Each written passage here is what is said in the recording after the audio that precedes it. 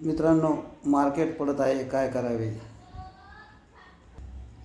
ज्या वेळेस मित्रांनो मार्केट चढत असते त्यावेळेस टी व्ही यूट्यूबवर सगळीकडे मित्रांनो वातावरण असं तयार होतं की असं वाटतं की आता निफ्टी 30,000 32,000 35,000पर्यंत जाईल. आणि मित्रांनो, ज्यावेळेस मार्केट पडत असतं त्यावेळेस लोकांना एवढं घाबरवलं जातं की लोकांना असं वाटतं आता मार्केट पुरं बरबादच होणार आहे. आणि मित्रांनो, ज्यावेळेस असं तुम्हाला टाईम वाटेल की ज्यावेळेस नाही का सगळेजण घाबरलेले असते, त्याच वेळेस मित्रांनो तिथं बॉटम बनत असतो. सध्या मित्रांनो या पायीच माल विकत आहेत, त्यामुळे मार्केटचं सेंटिमेंट पूर्ण खराब आहे. मित्रांनो, हे तेच या पाहिजे जे आपल्या मार्केटला 12,000वरून 8,000वर मिळतं आणि परत 12,000नंतर खरेदी चालू करून त्याने 18,000पर्यंत नेलं आणि तेव्हापासून मित्रांनो तो नेट मार्केटमध्ये सेलिंगच करत आहे. सध्या फक्त रिटेल निवेशकाला घाबरायचं काम चालू आहे, कारण त्यांना माहिती आहे रिटेल निवेशकाकडे छोटा पैसा असतो आणि त्याला तोटा दिसला का तो सगळा माल विकेल आणि परत मित्रांनो मार्केट अजून खाली खाली जाईल.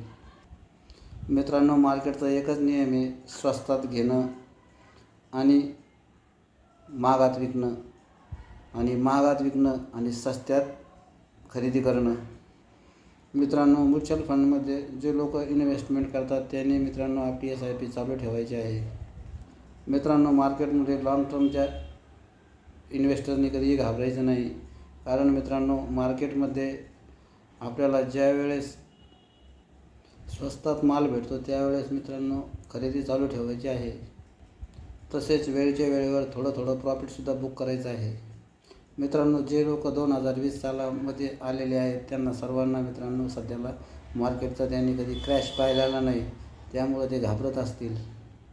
मित्रांनो, घाबरून माल विकायचा नाही. मित्रांनो, नवीन खरेदी नाही केली तरी चालेल, पण आहे तो माल सांभाळून ठेवायचा आहे.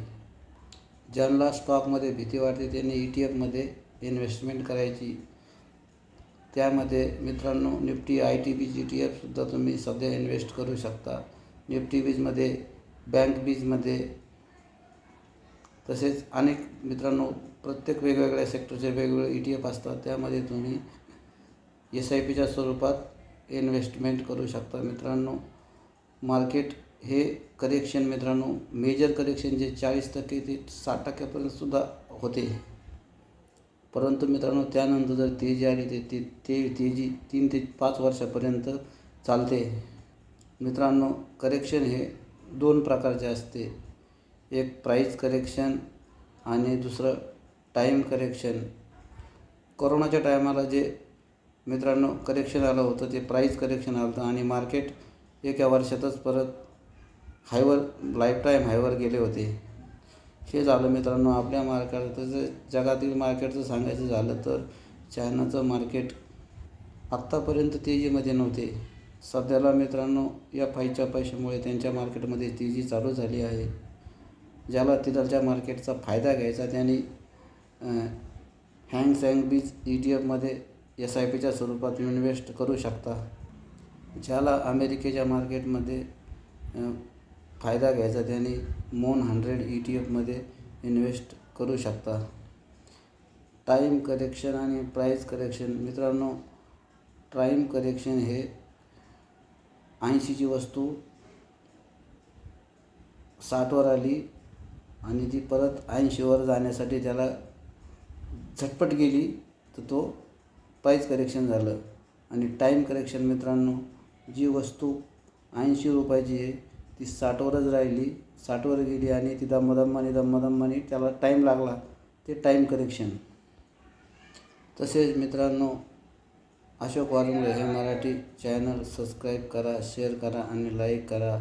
मित्रांनो, तुम्हाला माझ्यासंग पर्सनल काही माहिती हवी असेल तर मित्रांनो मी एक सेवा आहे मित्रांनो माझी, मी त्या सेवेचं शुल्क 10 रुपये घेतो आणि 10 मिनटापर्यंत मित्रांनो त्यावर मी तुम्हाला फोनवर बोलू शकतो.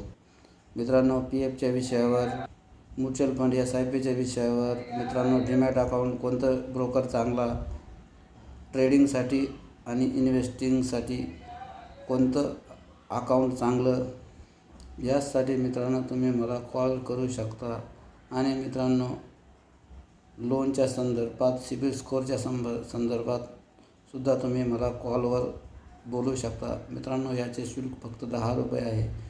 मित्रांनो, मी तुम्हाला चांगल्या प्रकारे माहिती देऊ शकतो. धन्यवाद मित्रांनो.